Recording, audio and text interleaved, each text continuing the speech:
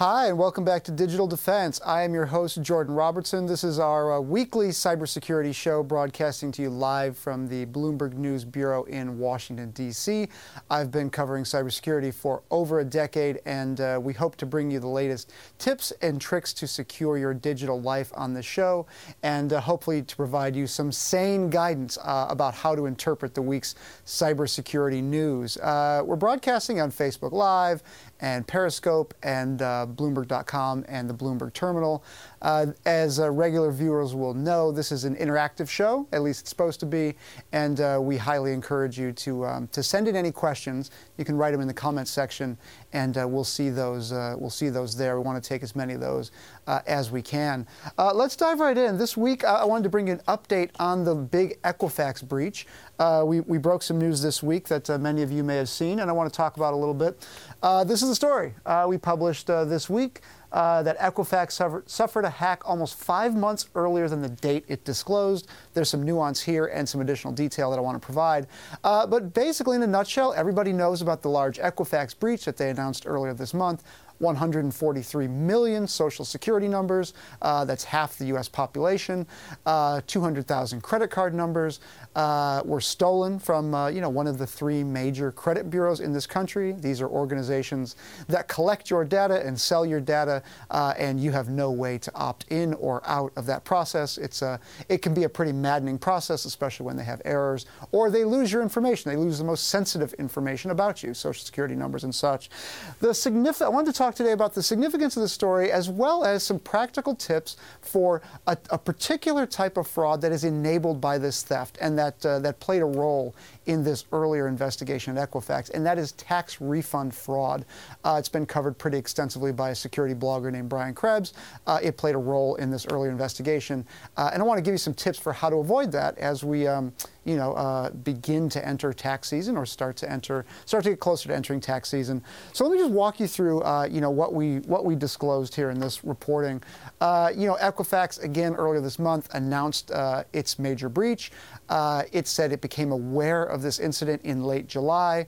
It brought in an outside forensics firm, which is the Mandiant division of FireEye, which is a cybersecurity firm, to investigate, and they discovered that information I just mentioned, the 143 million Social Security numbers and other consumer data about individuals, was taken at some point between mid-May and late July. It's a pretty self-contained story, and the timeline follows all of the appropriate state, reporting guidelines for breaches.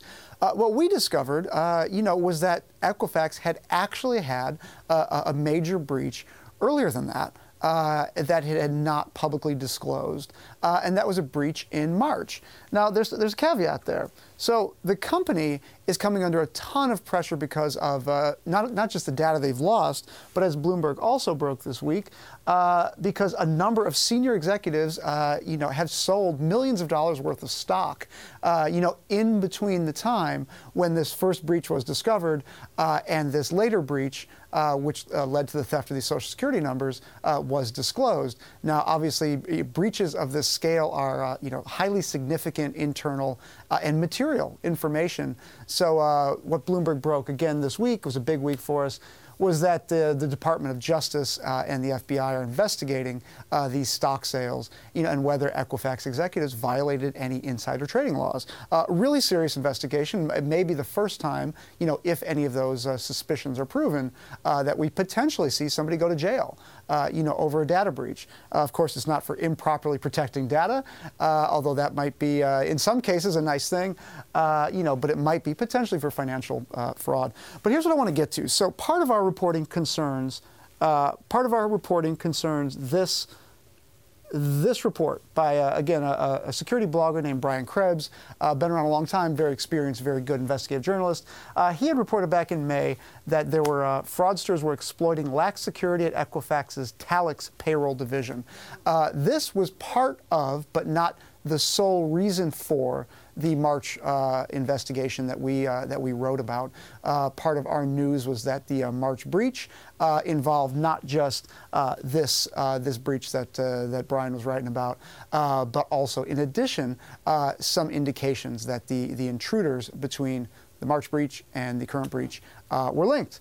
And it went beyond what he disclosed here. But what he disclosed here is really relevant to the show and what I wanted to focus the topic on today. We're getting some great questions already. Thank you for those. So let me just very quickly describe to you, what part of this March investigation concerned, as Brian Krebs outlines here. What was happening in March, and part of what concerned Equifax, was that criminals were stealing the W-2 forms, the tax forms, that Equifax was storing on part of its website for payroll processing for large companies. Northrop Grumman, many other large companies, Whole Foods, and others as well. What these companies do is they provide their employees, a dedicated portal through their intranet to access W-2s and other payroll-related information. They outsource that. They outsource that to Equifax. That's not Equifax's main line of business, but that's a service they offered. And what criminals were doing, I wouldn't call this necessarily a breach, but it's an abuse of information, is they were acquiring information about individuals employed by the companies that use Equifax's payroll service and entering that information into the website and stealing those employees' W-2 forms and then filing fake tax returns on their behalf and stealing their refund. Really serious problem, really hard to protect against, but I'm going to offer you some tips today. The significance of this is, this was a fraud that all of these companies face. It's kind of a garden variety type fraud that these companies face all the time. This, again, was not the sole reason for the March investigation, but was part of it. And the advice I wanted to offer today, which we'll get to after some of these questions, is how to protect yourself against a criminal organization, that steals your information, and then commits tax refund fraud, which is going to be coming up soon here in the new year for a lot of us. So I'll get to a few of those tips in a minute here. But let me first get to some of these questions. First question here, is it true Equifax was hacked continuously for 4 months? If so, can we sue for negligence? Well, we don't have that data yet. What we do know is this. We do know that the vulnerability the attackers used was disclosed in March. And that, as came out yesterday by the Wall Street Journal, they broke some news that helped in some ways validate our reporting, or further validate the reporting. The attackers first accessed the Equifax systems on March 10th. That was just 2 or 3 days after this server vulnerability became known. Now, what we don't know is when did those hackers actually begin to move around the network. We know they had access on March 10th, but we don't know the exact date they started moving. We just know that it was some point between then and mid-May, those attackers started moving, and they started accessing parts of Equifax's systems, and then mid-May, they kind of reached the mother lode, and they start accessing the really sensitive parts of these systems. But this viewer's question about can we sue for negligence, certainly there are many lawsuits already in the works and already in the courts suing Equifax for negligence, but there's a really hard problem with some of those, which is you have to prove damages. And one of the reasons companies like Equifax offer free credit monitoring is that that helps eliminate a lot of their legal risk because they can say, hey, we offered these services. If the criminals are taking out credit accounts in other people's names, we could have protected against that. It's not our fault if somebody didn't sign up. But in terms of the timeline, there's still a lot of unanswered questions. But what we do know is that there was a major investigation going on inside Equifax starting in March concerning both tax refund fraud as well as some of these other issues as well. Next question here is, are the executives who sold stock now going to be in trouble? Well, it's certainly not a good thing for Equifax that the Department of Justice has decided to investigate those stock sales. And part of the reason the company, in my opinion, is so sensitive about this timeline and why they've come out so strongly against our story in some ways without naming, any specific inaccuracies is because the company knew about a major breach of its systems in March. And then that breach, if it indeed is connected, continued throughout the summer and led to this major theft. Between March and July, when the company said it discovered this later breach, or the current breach that we're talking about, that information circulates at the highest levels of a company like Equifax.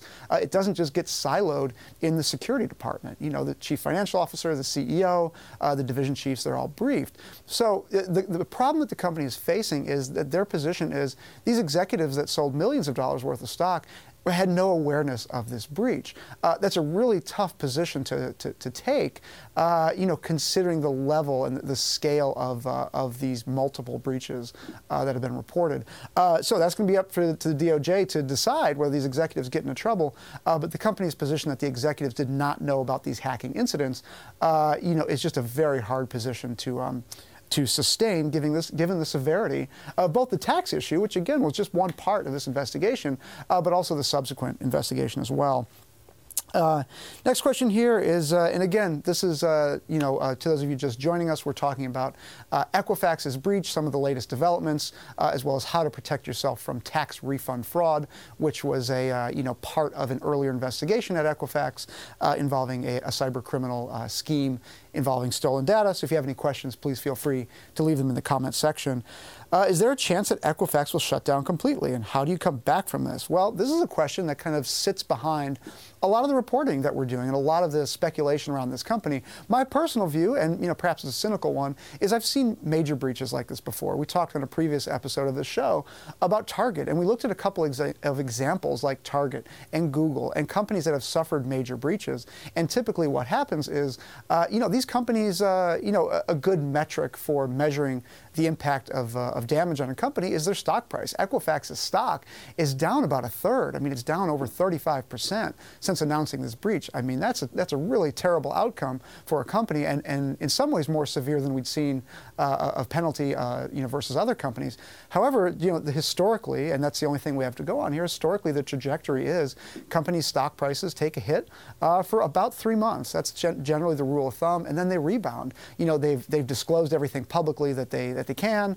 The scope of the breach is pretty well known, either through reporting like ours and others, or public disclosures by the company.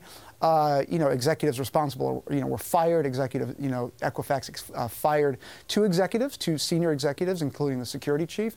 And then people tend to move on. The company invests a lot of money, potentially $100 million or more in new security systems, and these companies tend to survive. Now, if executives were found to have violated insider trading laws, that would be another matter entirely, but these companies tend to be very, very resilient, even to mega breaches like this.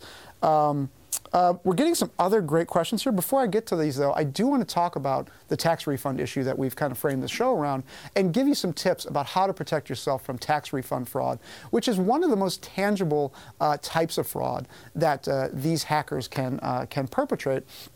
Their advice is actually really short, and sadly there aren't too many ways to protect yourself against this. But here's what typically happens. If these attacks are linked, and as we've reported, some sources are indicating these may be the same intruders in both the March and the current breach, and this may just be one successive breach. Again, that's not proven yet, but that's what some sources are saying to us. Is this idea that hackers are after your tax information? They want your Social Security number, they want your date of birth, they want your company information, because they want to hit the IRS. The moment the IRS begins accepting tax filings in early January, they want to be first in line and file all these fraudulent tax returns. The numbers are staggering. One number I saw was that the IRS has paid out over $5 billion in fraudulent tax returns, and that number is just growing. And that's because cyber criminals, they just file tax returns as other people, and it's actually fairly easy to do. So what kind of protections, are there for individuals like us to try to protect against it? Well, I've become convinced that one of the things Equifax should be doing in light of this breach is signing people up for identity theft indicators with the IRS. What that is, that's a form you have to fill out. You can go online, you can fill out the form. The site was down today for some reason, but you can fill out this form online and you can Google it. And it is, it's basically an identity theft form. And you have to submit all this documentation proving that you were the victim of an identity theft data breach. And what that means is when you file your tax return, you have to submit this code. You're basically given a code, and you have to submit additional documentation to prove that you are who you say you are. And this is supposed to block other people from submitting a tax return in your name. Not a perfect system. None of these are. But that's one part of the process that, in my opinion, Equifax should be doing for everybody on this list if you want it. Equifax, what they're doing now is they are giving people, I believe it's a year of free credit monitoring. from Equifax's own service, by the way, which is a deeply cynical, move in my view. But I believe they should also be offering this service to manage signing up with the IRS for an identity theft, designator, because if indeed these breaches are linked, one thing we know about these hackers is that they were very interested in tax refund fraud, according to Brian Krebs's early reporting. So that's one way that you can protect yourself, is if you're really concerned, sign up for that identity theft designator with the IRS. It's a cumbersome process, but it will give you some peace of mind. And the other piece of advice is very simple. Do your tax returns early. Nobody likes to do this. We all like to procrastinate. But the fact of the matter is, the only reason criminals are able to get away with this is not because they've stolen your information. Frankly, a lot of this information that Equifax lost was already out there anyway through other breaches of different companies. The best thing you can do to protect your tax returns is simply file early when the IRS begins accepting them in early January. If you get ahead of the hackers in the line, what they will get is an error message saying somebody has already filed this tax return. Very smart thing to do. A little extra legwork on your part, but it'll go a long way. We're getting a ton of questions here. This is really great. Please keep them coming in. Is Equifax being sued? Short answer, yes. They're being sued by everybody at this point. They're being sued by state attorneys general. They're being sued by class action lawyers. So there will definitely be a very large class action payout in this. As an individual, the amount you would expect to receive is probably very little. It will be a big day for the plaintiffs' attorneys. But you don't lose data like this when your job is to protect this data. To use the Twitter spheres phrasing, you had one job, Equifax, and they failed, at that. Next question here is, can anyone tell me why they were after payroll and W-2 data, the intentions? Well, as I just mentioned, this data can be used, simply your social security number, your birth date, and your name can be used to file fraudulent tax returns in your name. If, however, you also got W-2 data and payroll information, it just makes that process easier.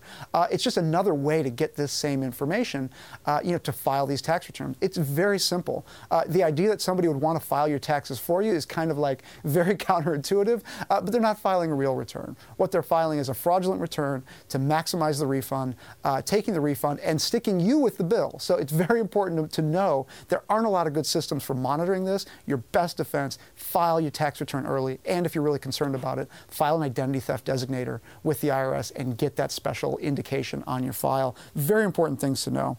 If my name came up as may not be affected on Equifax's website, how should I treat that? Should I still be nervous? My advice is that website has been terrible since the day it launched. It has given people, contradictory information varying day to day. What Equifax has done is it has stated publicly that it's offering its year of free credit monitoring to any U.S. Person, not just the people who are affected. So I would say click through that warning or that that kind of rejection and sign up for the service. You will get a year of free service through Equifax. I'm a big advocate of these services. I think it empowers you as a consumer. Just the more data, the better about criminals accessing your accounts, even if that's not what this attack was about. And we're still trying to sort through what exactly this attack was about. Tons and tons of questions. This is really excellent. Are we any closer to figuring out who the hackers are?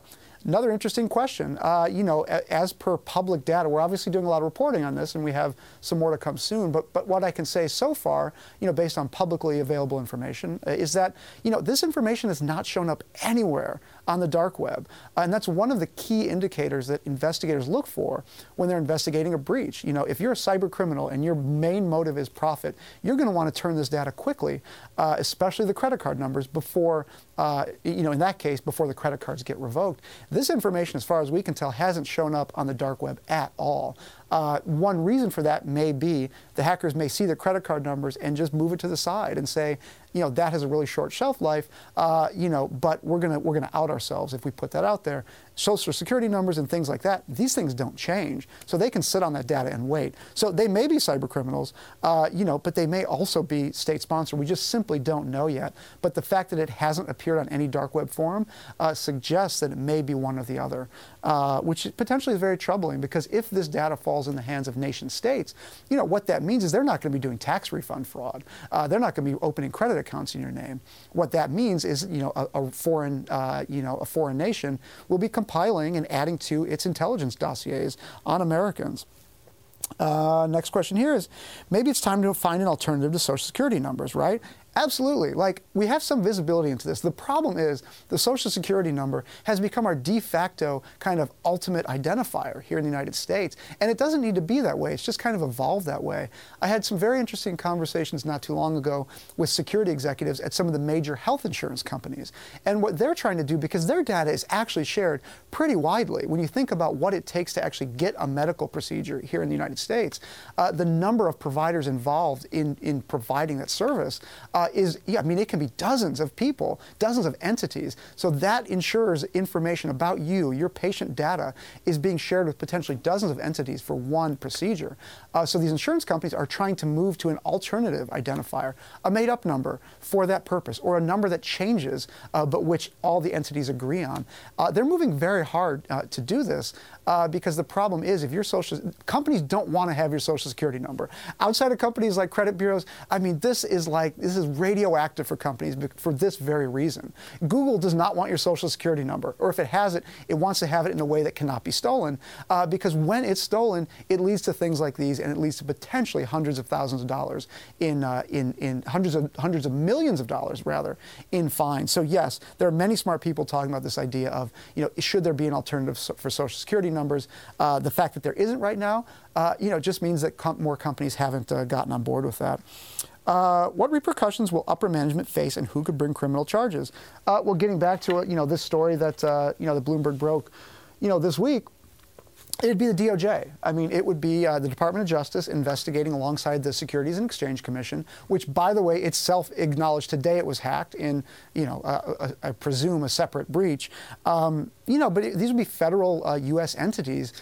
Potentially, we have to say potentially, these investigations have just begun, bringing charges for, you can't dump stock as a company executive when you know your company has been hacked and you know there's an investigation ongoing. And these investigations can go anywhere. That's part of the problem with investigating these breaches is you never know where they're going to wind up. You might find one little indication on one small server somewhere that an attacker's got in. That could be the most sophisticated hacker in the world that got to the crown jewels of your network. And in this case, these hackers did get the crown jewels of Equifax. Now, that may be because they were the most skilled attackers in the world, we just don't know, or Equifax may have been lax in its security. But in terms of potential criminal charges, the only real place I could see it potentially happening is with the stock sales. Nobody goes to jail for causing a data breach. But again, depending on the type of and the nature of the data breached, that may be something that we might see in the future, but probably not for this case.